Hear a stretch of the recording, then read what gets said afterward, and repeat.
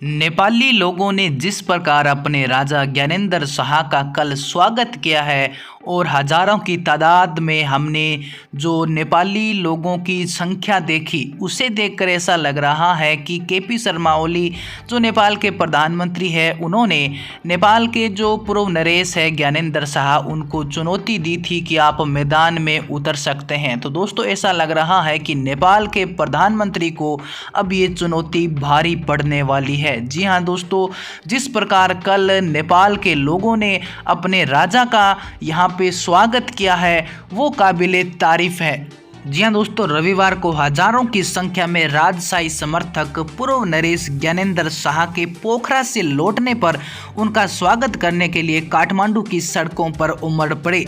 जिससे नेपाल में राजशाही की बहाली की जो मांग चल रही है वो और ज़्यादा तेज होती हुई हमें नजर आ रही है। राष्ट्रीय प्रजातंत्र पार्टी आरपीपी और अन्य राजशाही संगठनों के सदस्य त्रिभुवन अंतर्राष्ट्रीय हवाई अड्डे के बाहर एकत्रित हुए और वर्तमान राजनीतिक व्यवस्था के खिलाफ नारे लगाए। हवाई अड्डे पर सुरक्षा बढ़ा दी गई थी। अधिकारियों ने उन यात्रियों के प्रवेश पर प्रतिबंध लगा दिया था जो अपनी टिकट की पुष्टि कर चुके थे। ज्ञानेंद्र शाह की तस्वीर के साथ तख्ती थामे हुए प्रदर्शनकारी विक्रम दुलाल ने कहा कि आज हम यहाँ देश के राजा का स्वागत करने और उनकी अगवानी करने के लिए एकत्रित हुए हैं। दुलाल और अन्य प्रदर्शनकारियों ने नेपाल के मौजूदा राजनीतिक परिदृश्य पर असंतोष व्यक्त किया और भ्रष्टाचार और अस्थिरता की आलोचना की। उन्होंने कहा कि राजशाही समय की मांग है और राष्ट्र में संरक्षक की कमी है। उस भूमिका को पूरा करने के लिए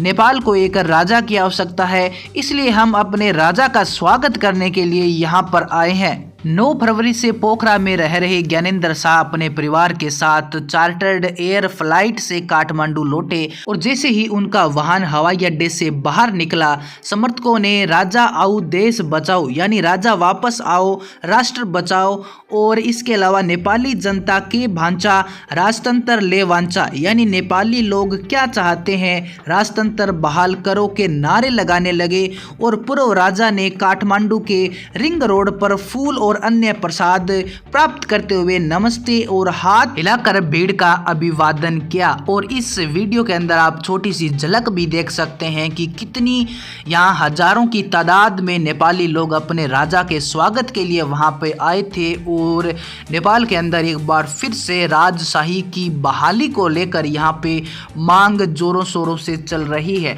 और नेपाली लोगों का राजशाही को लेकर जो समर्थन दिख रहा है, उसे देखकर ऐसा लग रहा है कि एक बार फिर से नेपाल के अंदर जो लोकतंत्र है वो खतरे में आ चुका है, क्योंकि एक बार फिर से नेपाली जो लोग हैं वो अपने देश को राजा के हाथों में सौंपना चाहते हैं और वो चाहते हैं कि अब नेपाल से लोकतंत्र खत्म हो जाए और राजशाही फिर से बहाल हो जाए।